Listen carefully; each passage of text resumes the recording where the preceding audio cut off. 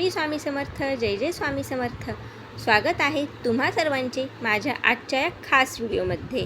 तर आज आपण जाणून घेणार आहोत उद्या जी एकादशी आहे, जी की अधिक मास म्हणजेच धोंड्याच्या महिन्यातील शेवटची एकादशी आहे. आता संपूर्ण धोंड्याच्या महिन्यामध्ये आपण भगवान विष्णू यांच्या अनेक सेवा केल्या आहेत. तसेच धोंडेदान, त्यानंतर विविध प्रकारचे दान धर्म, पूजा अर्चना देखील आपण या महिन्यामध्ये केल्या आहेत. परंतु ज्यांना कोणाला या संपूर्ण महिनाभर धोंड्याच्या महिन्यामध्ये कोणतीही सेवा करणे शक्य झाले नसेल, कोणतेही दान करणे शक्य झाले नसेल, त्यांनी उद्याच्या या एकादशीला आवर्जून दान धर्म करावा. आणि ही एकादशीचे व्रत जो कोणी मनोभावे करतो त्याला हजारो वर्ष तप केल्याचे पुण्य प्राप्त होत असते.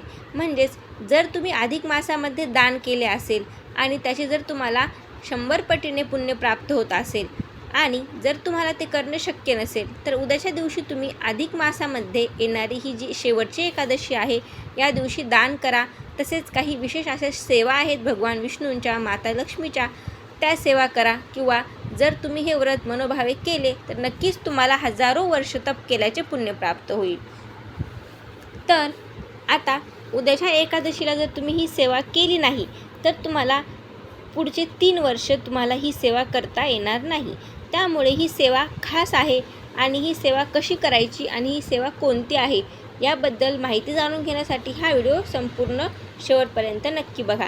त्यापूर्वी जर तुम्ही चॅनलवर नवीन असाल तर चॅनलला सबस्क्राईब करा. व्हिडिओ आवडला तर व्हिडिओला लाईक करा आणि कमेंटमध्ये ओम नमो भगवते वासुदेवाय लिहायला विसरू नका.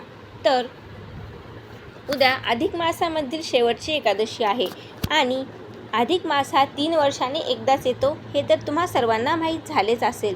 आणि या अशा अधिक मासामध्ये येणारी ही शेवटची एकादशी अतिशय पुण्यदायी, फलदायी आणि आपल्याला जे काही आवश्यक गोष्टी असतात किंवा जे काही आपल्या आयुष्यामध्ये घडत आहे, दुःख असतील, आर्थिक अडचणी असतील, या सर्वांवर आपल्याला जर रामबाण उपाय शोधायचा असेल तर उद्याच्या एकादशीच्या दिवशी तुम्ही ही एक खास सेवा नक्कीच करून पहा.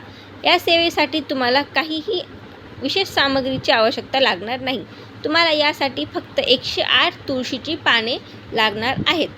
किंवा जर तुम्हाला असे वाटत असेल की तुळशी मातेला त्रास देऊ नये किंवा तुळशी माते कोणत्याही वृक्षाचे पानं तोडणे हे आपल्याला मान्य नसते किंवा कोणी वृक्षांवर खूप प्रेम करतो आणि करायलाही हवे, त्यामुळे तुम्ही एक जरी तुळशीचे पान घेतले तरीही चालेल.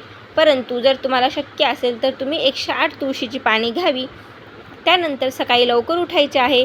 स्नान झाल्यानंतर पिवळे वस्त्र परिधान करायचे आहेत. तुमच्या देवघरामध्ये गोपाळ कृष्णाची मूर्ती असेल किंवा विठ्ठलाची मूर्ती असेल किंवा भगवान विष्णूंचा फोटो असेल, काही असेल तरी तो घ्यायचा आहे. एका चौरंगावर स्वच्छ वस्त्र टाकायचे आहे व त्या चौरंगावर तुम्हाला मूर्ती, फोटो किंवा मग जे काही तुमच्याकडे भगवान विष्णूंचे स्वरूप असलेले देव असतील त्यांना जलाभिषेक, दुधाभिषेक घालून घ्यायचा आहे. त्यांना केशर चंदनाचा टिळा लावायचा आहे आणि तोच टिळा तुम्हाला तुमच्या कपाळावर देखील लावायचा आहे.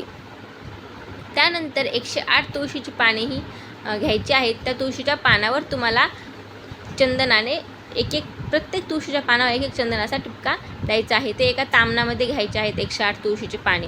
आणि जर तुम्ही एक पान घेत असाल तर ते एक पान तुम्हाला एका वाटीमध्ये घ्यायचे आहे आणि त्यावर चंदनाचा टिळा लावायचा आहे. कुंकवाचा टिळा नाही लावायचा, चंदनाचा किंवा मग गणगोळी आपण जे लावतो देवाला गंध, त्याचा टिळा त्याच्यावर आपल्याला लावायचा आहे. नाहीतर तुम्ही हळदीचा देखील टिळा त्या तुळशीच्या पानावर लावू शकता. ते झाल्यानंतर तुम्हाला एक तुळशीचे पान हे भगवान विष्णूंना समर्पित करायचे आहे. आणि हे पान वाहत असताना तुम्हाला ओम नमो भगवते वासुदेवाय नमः या मंत्राचा जाप करायचा आहे. 108 वेळा ओम नमो भगवते वासुदेवाय नमः हा मंत्र म्हणत तुळशीचे पान भगवान विष्णूंना अर्पण करायचे आहे.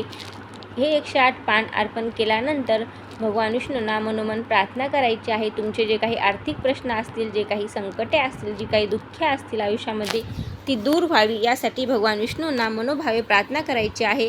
आणि उद्याचे हे एकादशीचे व्रत तुम्ही नक्कीच करा. तुमच्या आयुष्यामधील सर्व अडचणी दूर होतील. भगवान विष्णूंची कृपा ही अखंड तुम्हाला लाभेल आणि अधिक मासामध्ये येणारी ही शेवटची एकादशी तुमच्यासाठी अतिशय पुण्यदायी, फलदायी आणि अतिशय आनंद घेऊन येणारी ठरेल. त्यामुळे उद्याच्या एकादशीच्या दिवशी हा एक खास उपाय नक्कीच करून पहा. या व्यतिरिक्त जर तुम्हाला हा उपाय करणे शक्य नसेल तरी देखील तुम्ही फक्त आणि फक्त कमला एकादशीचे व्रत केले तरी देखील तुम्हाला हजारो वर्ष तप केल्याचे पुण्य प्राप्त होणार आहे. त्यामुळे उद्याची कमला एकादशी नक्कीच करावी. जर तुम्हाला कमला एकादशीचे म्हणजे उद्याच्या जी येणारी एकादशी आहे अधिक मासामधील शेवटची एकादशी तिचे व्रत करणे शक्य नसेल तर कमीत कमी घरामध्ये कोणत्याही प्रकारचा वादविवाद भांडणतंटा करू नये. कोणालाही आपल्याकडून मन दुखवले जाईल असे भाष्य कोणाविषयी करू नये किंवा कोणालाही वाईट बोलू नये. घरामध्ये कांदा लसूण विरहित स्वयंपाक बनवावा. सात्विक अन्नाचे सेवन करावे. तसेच एकादशीच्या दिवशी तांदूळ वर्ज्य मानला जातो. त्यामुळे एकादशीच्या दिवशी तांदूळ दानही करू नये आणि तांदूळाचे सेवन देखील करू नये. जर तुम्हाला एकादशीचे व्रत करणे शक्य नसेल तर किमान तांदूळ तुम्ही खाऊ नका किंवा कांदा लसणाचे जेवण तुम्ही करू नका. सात्विक आहार घ्या. सर्वांसोबत प्रेमाने आणि आपुलकीने वागा. देवाचे नामस्मरण करत राहा.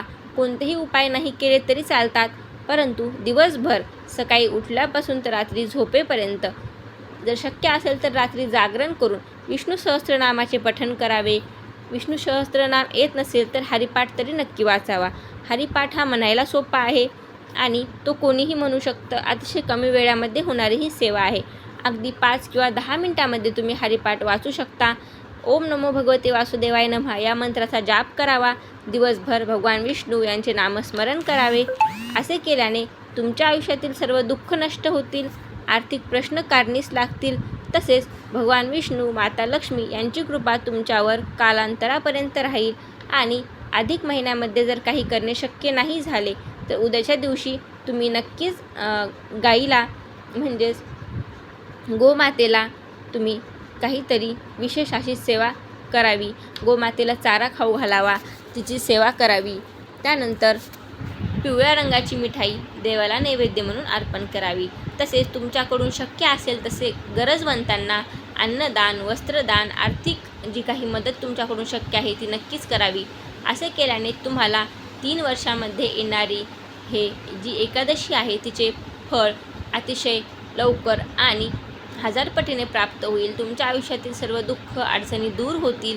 भगवान विष्णू तुमच्यावर प्रसन्न देखील होतील. त्यामुळे जी ही शेवटची एकादशी आहे अधिक महिन्यातील ही एकादशी चुकवू नका. या दिवशी नक्कीच दान धर्म करा आणि भगवान विष्णूंची सेवा देखील करा. तर आशा करते तुम्हाला या व्हिडिओमधील माहिती आवडली असेल. जर तुम्हाला ही माहिती आवडली असेल तर चॅनलला सबस्क्राईब करा. कमेंटमध्ये ओम नमो भगवते वासुदेवाय लिहा. तर पुन्हा भेटू अशाच एका माहितीपूर्ण आणि आध्यात्मिक व्हिडिओमध्ये. तोपर्यंत श्री स्वामी समर्थ.